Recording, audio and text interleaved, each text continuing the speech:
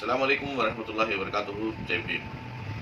సోదరులారా, ఏదైతే కేంద్ర ప్రభుత్వం ప్రవేశపెట్టినటువంటి వక్ఫ్ అమెండ్మెంట్ బిల్లుకి వ్యతిరేకంగా ఈ నెల 3వ తేదీ అనగా శుక్రవారం ఉదయం 8 గంటల నుంచి మధ్యాహ్నం 2 గంటల వరకు ప్రతి ముస్లిం సోదరుడు కూడా తమ తమ వ్యాపారాలను బంద్ చేయాలని చెప్పేసి మన ఇండియన్ ఇస్లామిక్ పర్సనల్ లా బోర్డ్ పిలుపునిచ్చింది.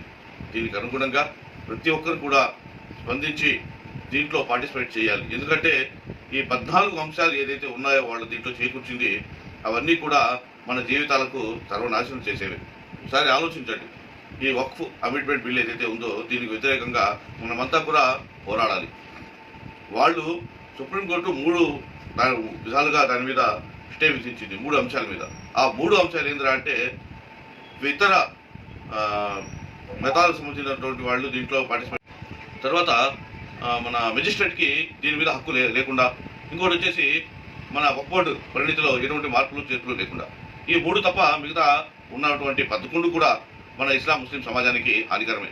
దయచేసి ప్రతి ఒక్క ముస్లిం కూడా ఈ వక్ఫ్ అమెండ్మెంట్ బిల్ ఏదైతే ఒక నల్ల చట్టాన్ని వాళ్ళు ముస్లింల మీద కావాలని రుద్దుతున్నారో, ముస్లింలను 2వ జాతి పౌరులుగా చేయడానికి ఈ వక్ఫ్ అమెండ్మెంట్ బిల్లు వాళ్ళకు అనుగుణంగా చేసుకుంటా ఉన్నారు. ఇది కూడా మన యొక్క రాజ్యాంగానికి వ్యతిరేకంగా, మనకు రాజ్యాంగంలో మనకు రాసినటువంటి మనకు ఇచ్చినటువంటి హక్కులను సైతం ఈ యొక్క అమెండ్మెంట్ బిల్లు ద్వారా నాశనం వైపు చేస్తారు.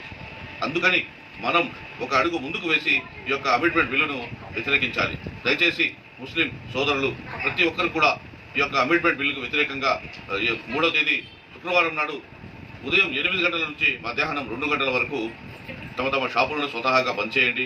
అదేవిధంగా మన ఈ వైద్యానికి సంబంధించినటువంటిది, తర్వాత మెడికల్ షాప్స్ ఏదైతే ఉన్నాయో వాటిని పక్కన పెట్టండి.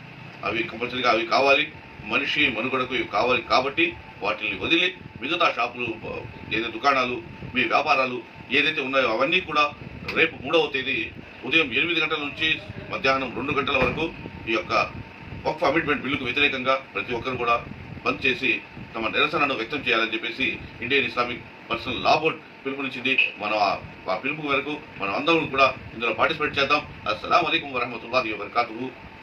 జై భీమ్.